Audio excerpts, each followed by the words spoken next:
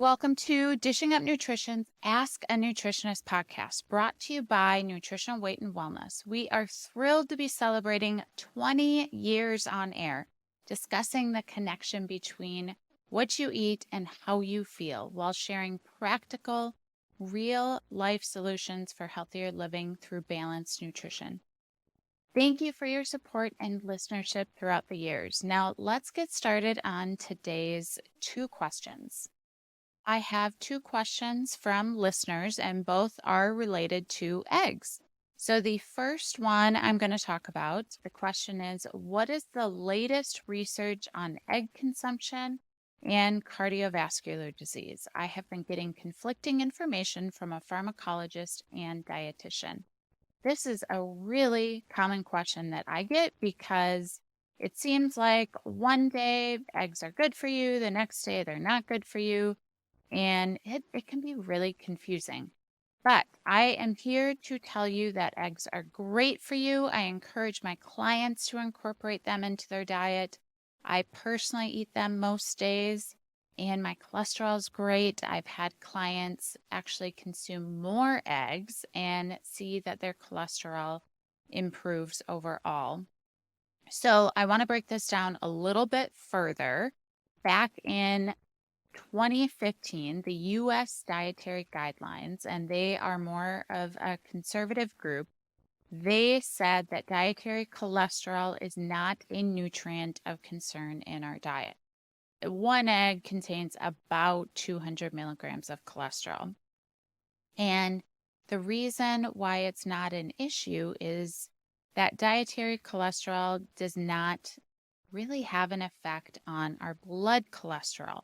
Why? Well, the majority of your cholesterol, specifically about 80%, is produced in your liver.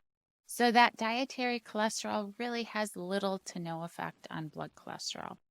In recent years, there was a proposed new link between eggs and coronary heart disease that doesn't involve cholesterol. Researchers were looking into choline that's found in eggs, that's a nutrient, and the effect on something called TMAO levels. Because higher TMAO levels have been linked to coronary heart disease. So that whole idea that eggs increase this TMAO level, that has also been debunked. So I just want to reiterate, there is no research that cholesterol in eggs or the choline in eggs contributes to cardiovascular disease. So they are safe to consume on a daily basis if you want to. We have lots of other Ask a Nutritionist podcasts on cholesterol, a few of them in the past year. We have many different podcast episodes from Dishing Up Nutrition that go deeper into cholesterol and the nitty gritty of that. So I would encourage you to check that out if you are concerned about cholesterol specifically. I mentioned that I encourage my clients to consume them on a regular basis, and I do myself. And the reason is eggs are actually one of the most nutrient dense foods available. One egg provides 13 essential nutrients, all in that yolk, that beautiful yolk. The brighter the yolk, the more nutrient dense. You can see drastic color differences in an egg yolk. Could be kind of a pale yellow color, or it could be a very vibrant orange color. And that's really what we're going after, is that more vibrant orange color. And I'm going to dive into how you get that more vibrant color later on in this episode. So some of the nutrients that you're going to find are B vitamins, which are necessary for various different functions throughout the body. Vitamin A, essential for normal growth and development. Vitamin E protects against heart disease and some cancers.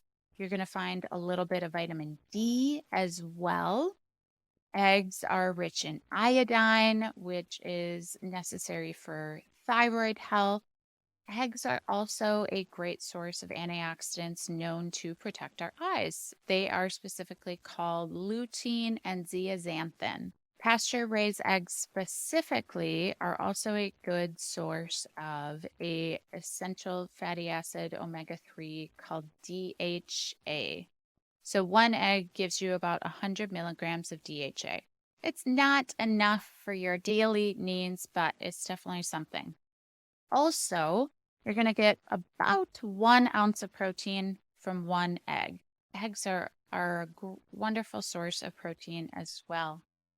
I want to move on to the next question about eggs. We have established eggs are great for you. I'd encourage them to incorporate them into your diet.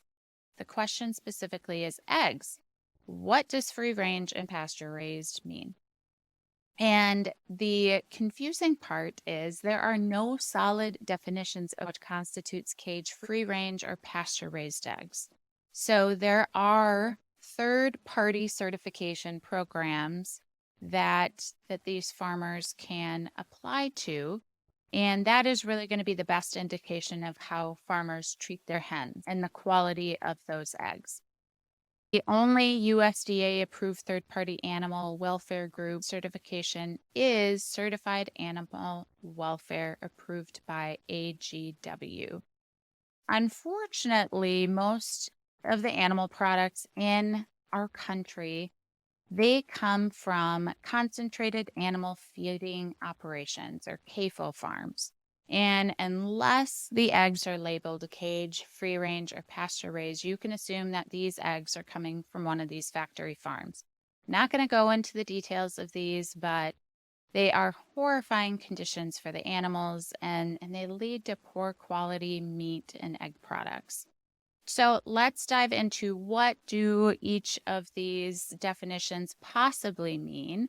So cage-free comes from hens that are not caged. They have access to food and water. And unless, again, third-party certified, there isn't necessarily a certain amount of space that each hen gets to roam. So what this means is sometimes cage-free eggs, these hens could be living in wing-to-wing conditions with other hens. So they really don't get much room for movement.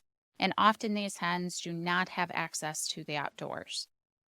Couple examples of these certifications and what cage-free might mean. The United Egg Producers Certified Cage-Free, their definition means that hens are able to roam vertically and horizontally in indoor barns and have at least 1 square foot of floor space each. They may not have access to the outdoors. The American Humane Certified Program states that cage-free hens must have a minimum of 1.25 square feet of floor space each, plus have access to perches and nesting boxes. So although this is better than hens or eggs that are coming from these CAFO farms, it's really not that much better. Free range is similar to cage-free eggs, except the hens have access to the outdoors. The tricky part is fenced cement porches outdoors are allowed in this free range label. So they may get fresh air, but they may not have any access to grass or dirt. So here are some of the third-party certification definitions of free range. The Food Alliance Certified defines free-range eggs as those that come from birds that do not live in cage and have access to natural daylight or a vegetation-covered outdoor area for at least 8 hours per day. And each bird must have at least 1.23 square feet of floor space and able to nest and perch and dust bathe. The American Humane Certified Program states that in order to be considered free range, each bird needs to have at least 21.8 square feet of outdoor space. And the Certified Humane Program, meanwhile, states that free range hens must have at least 2 square feet of outdoor space that they can have access to for at least 6 hours per day. So moving on to pasture raised eggs, this is going to be the best quality to look for. Again, it's going to vary from brand to brand. Hens that are pasture raised have regular access to larger outdoor spaces that are covered in grass or other vegetation. And this is their pasture that they're living on. A couple examples of certification. So the animal welfare approved, they provide the highest standards for animal welfare in general. And all of their hens live outdoors their entire life.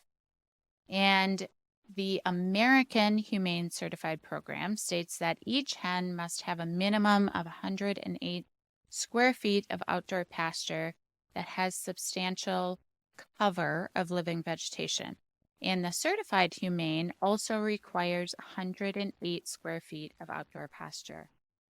I would look for one of these certifications, so Certified Animal Welfare Approved, or American Humane Certified, or Certified Humane, the carton of eggs that you're purchasing. Otherwise, if you're purchasing pasture-raised eggs without one of these certifications, you may not get the best quality that you could.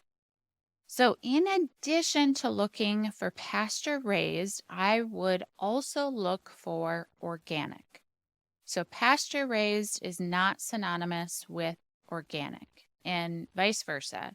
Organic does not mean that it's pasture-raised or free-ranged or any of that. So you really do want to look for both of those labels on the egg carton itself. So to be considered certified organic, animals are provided with outdoor access, eat organic feed, and are not given hormones or routine antibiotics. If the hens are treated with antibiotics, they must be removed from the program. Again, this seal does not explicitly include any sort of animal welfare requirements, and therefore that's why we want to look for that pasture-raised certification in addition. For example, if you purchase free-range eggs that are not organic, they may still be fed GMO feed, and the feed may be grown with chemical pesticides or herbicides, none of which are allowed in organic production. Another option is to find a local farmer to get your pasture-raised eggs from.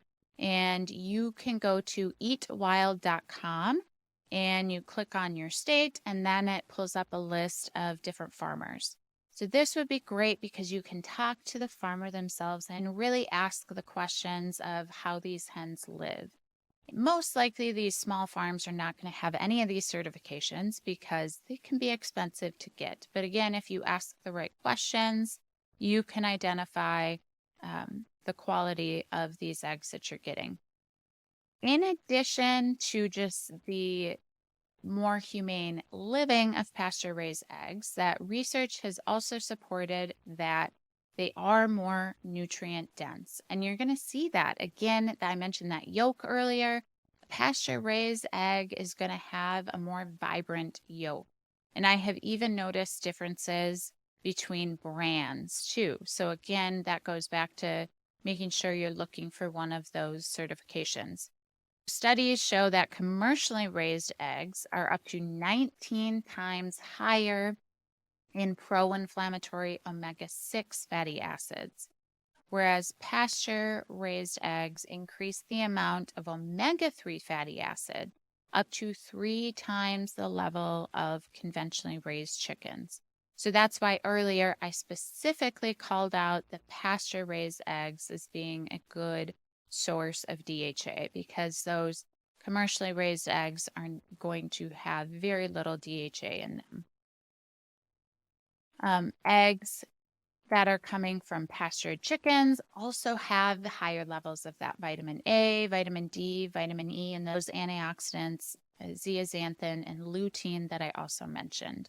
So you are overall getting much more nutrient dense eggs choosing those pasture raised.